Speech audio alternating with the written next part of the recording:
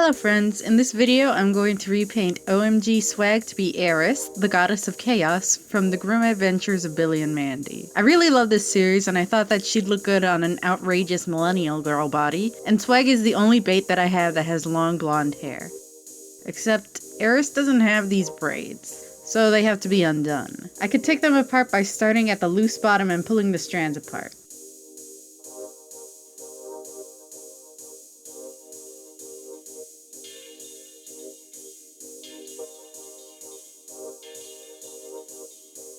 Okay, that's not going to be good for her full head of braids. Let's try the method that you'd use to prepare yarn. I'll brush from the bottom of the braids with a plastic comb so none of the hair breaks. You've got to be careful not to tug too hard at this point or else the braids will just pop out of the hair holes. Swag's hair holes are kind of spread out and each hole has one long braid that is doubled up when it's punched in.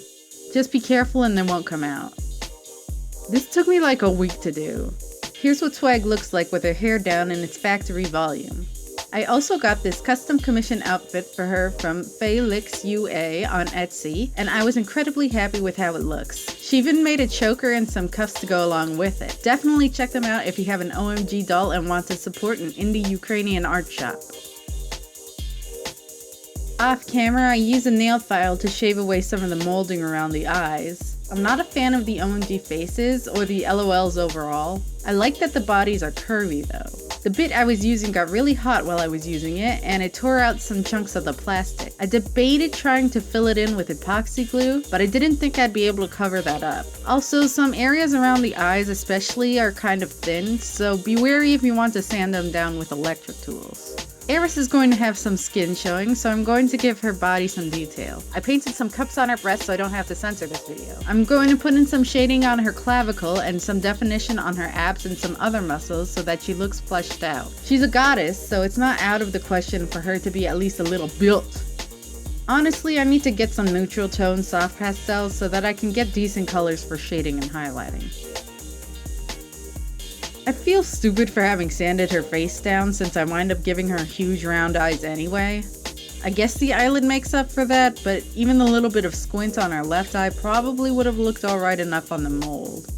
To be honest, the eyelid is a little out of character, but I think the smirk in the eyebrows might balance that a little bit. I chose this base, like I said, because this was the only OMG that I had that had long blonde hair. The hair is a little too light and her skin tone is deeper than Eris' skin tone in the show. To be fair, she is Greek Mediterranean, and people from that general region aren't exactly very pale. We'll just say that some of the pigment in her hair went down to her skin and that's what we're dealing with. I like the way Swag looks. She's a decently ambiguous representation of any given race. I considered dyeing her hair for a while, but I decided to play it safe.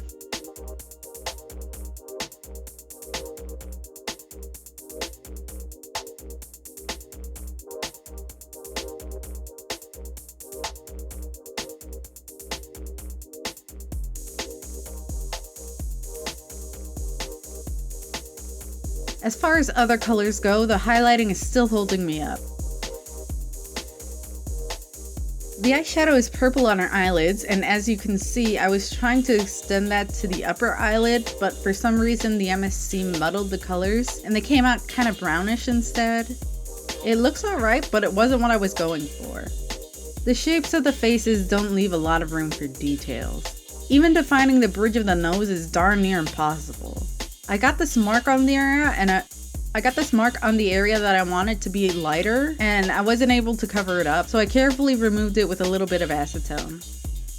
I also tried to put some shading on her inner thighs, or any part of her legs really, but the Technicolors of my pastels aren't being very nice. I wind up erasing it with acetone and just leaving that area blank since it's not going to be visible anyway.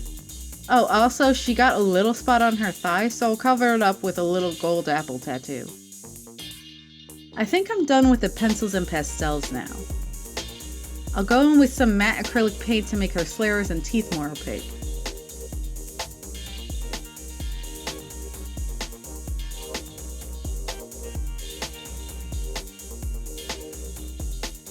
I'm a little scared of trying to get this paint smoother with sanding, so this is going to have to do. So then onto the shoes. These OMG boots are basic enough to be easily turned into Eris's pumps. I'll gradually cut away the parts that I don't need to get decent pump shapes. Anyway, I want these pumps to be white. Eris is depicted with either red heels or white gladiator shoes. I want to keep her outfit only white and gold, so these are going to be white. I use matte paint, of course, and I want these things as good as I can get them. Unfortunately, that meant going back and forth with paint and sanding for another week to get them looking okay. Either the paint was sanded off of the shoe so that the pink was coming through, or it was lumpy looking with brush strokes. I was super frustrated with them, I'll be honest, but I think they look okay in the end with the gold color bottoms that are the custom doll standard. Her apple is just polymer clay. I painted fully gold. I forgot the K for Calistai on it, whoopsie. Eris has a little silver tiara with 5 spires. I have these crowns from the Princess Palace pets that I use in other projects that could work. They all have glitter on them and I can't see the details well, so I'll use some 100% acetone to remove it. This is going to be easier if you pour some acetone into a safe container and shake them all around together.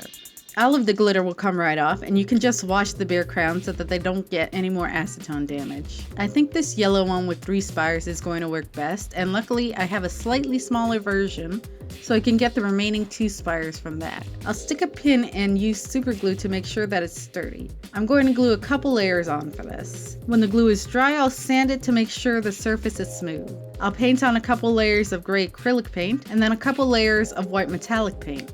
You can also mix these paints together if you want. The tiara has little red gems on it, but I don't have any red rhinestones. I do, however, have this bling on a roll that luckily has a couple different sizes of clear/silver rhinestones, so I'll use those. Tinting it with alcohol ink would have been easy, but I don't have that marker anymore, so I'm going to try using a tiny bit of red acrylic paint and some varnish and leave them to dry for a while. It actually turned out nice. I'm going to super glue them to the crown and then go over it with some more paint again.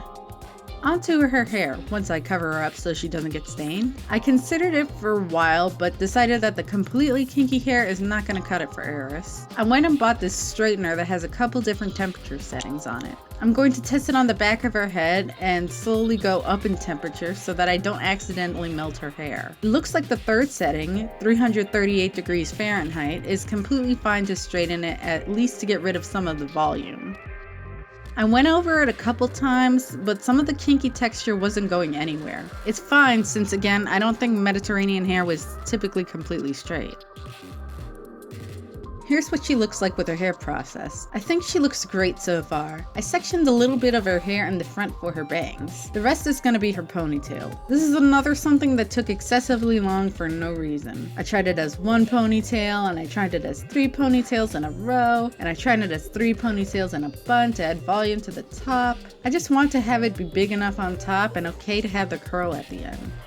I wound up with 2 ponytails, the bigger one actually having some of the center of it tied up with another couple of bands to get the height that I want. I trimmed her bangs to be pretty long just in case.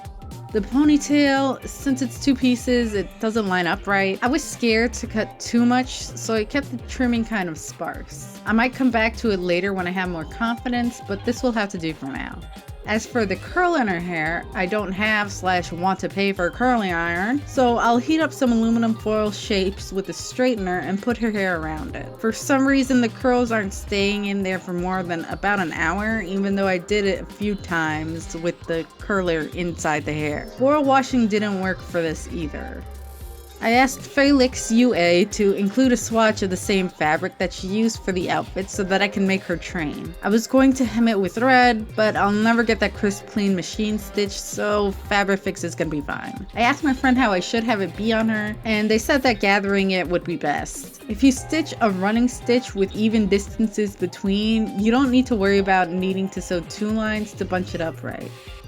I'm gonna put in some knots to attach it to the darts on either side of the closure so that I can still get the skirt on her later. And I'll tie off the running stitch when it's on her fully. She's just about done now, but I do want to give her one more accessory. I have this purse that came with Neonlicious, which looks like a little blonde girl in a dress with sunglasses. So obviously I'm going to turn this into Mandy. I'll cut off the little excess hair and sculpt on her iconic horns with paperclay delight on the back part of the purse. It looks like I'm going to have to sculpt them over the strap, but that's okay. I want the hair texture to be on the horns as well, so I'll carve those in. I'm going to carefully mask her so that she comes out as pristine as I can get her. When the clay is dry, I'll sand it down to be smooth. I'll paint her hair in vibrant yellow because I prefer that look, and paint the dress in pink.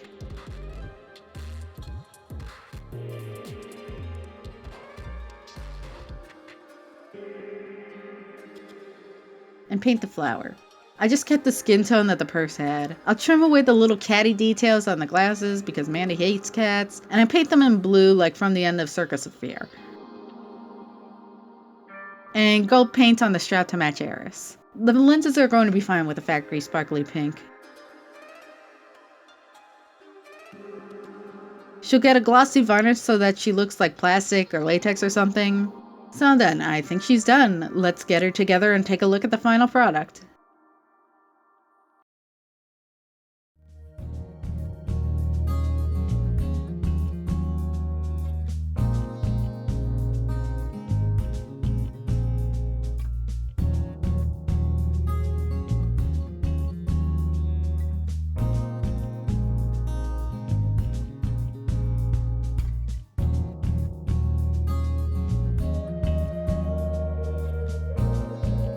I think she turned out okay.